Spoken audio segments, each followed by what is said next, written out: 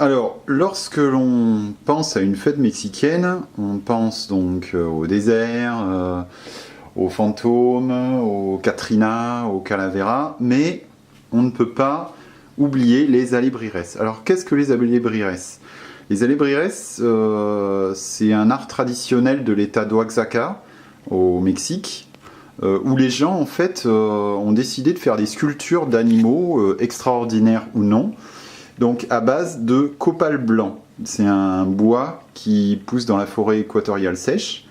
Donc les artisans vont couper des morceaux de copal blanc, ils les sculptent, ils les peignent et ils donnent naissance aux alebrires. Alors je vais vous en montrer quelques-uns que j'ai placés sur une pyramide aztèque, donc avec deux meubles empilés, des tissus venus du Mexique et des tissus dorés.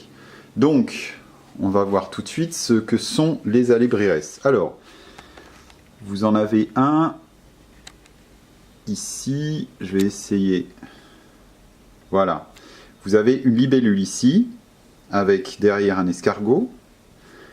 Je rajoute toujours des peluches, ici une peluche de perruche. À l'intérieur, vous avez une petite indienne Pueblo, les Indiens du Mexique. Et à l'intérieur, d'autres alebrires. Vous avez un petit démon en bas, un crabe, une abeille, une grenouille au fond, un chat sur le côté. Donc on remonte au niveau supérieur où il y en a pas mal. Ici vous allez voir un papillon, une crevette, un autre papillon, un tatou, un dragon tatou. Les petits personnages avec leurs trompettes, c'est des cocopelli, des esprits de la pluie. Vous allez voir aussi de gauche à droite donc un cocopelli, un criquet, un lapin rose avec les grandes oreilles. Et je me suis essayé à faire un alebrires en papier mâché, donc c'est une loutre bleue.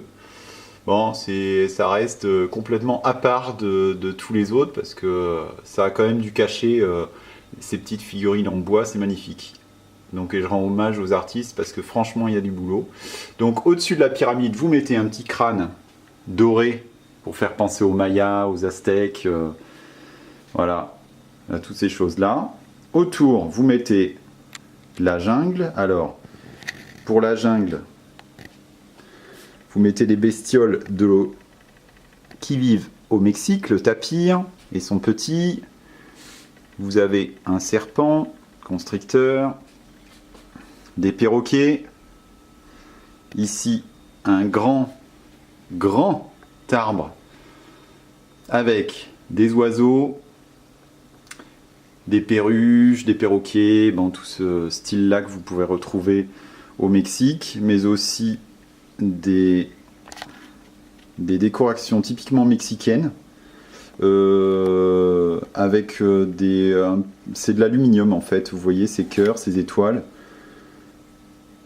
Donc ça, je les ai aussi achetés au Mexique. Ça, c'est typique de ce qu'ils peuvent mettre dans leur décoration. Voilà.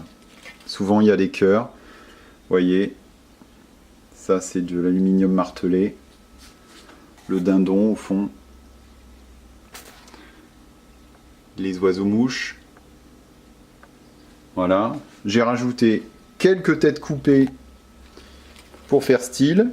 Parce qu'après tout, on est près d'une pyramide aztèque et à cette époque-là, il n'était pas tendre, il y avait quand même des sacrifices humains. Donc ici, un gros caméléon, une petite bestiole ici verte qui nous rappelle un peu les axolotes qui vivent dans les lacs mexicains, qui sont vendus en animalerie. Un champignon que j'avais fait pour la chenille d'Alice au Pays des Merveilles, et que j'ai conservé pour mettre une grosse araignée en latex, rassurez-vous. Deux fourmiliers, qui sont des créatures super sympas, je trouve. Plus c'est bizarre, plus c'est sympa. Alors, de l'autre côté, à nouveau des alebrires. Alors, deux dragons qui se battent. Un hippopotame. Au fond, vous avez une otarie avec un ballon sur son museau. ici, on retrouve un jaguar avec un Alébrirès menthe religieuse, un caméléon qui monte à un arbre, une grenouille d'Androbates, de grosse taille, parce qu'elles sont minuscules d'habitude, 3 totems que j'ai achetés sur un site allemand, d'une personne qui adore en fabriquer, et des oiseaux-mouches.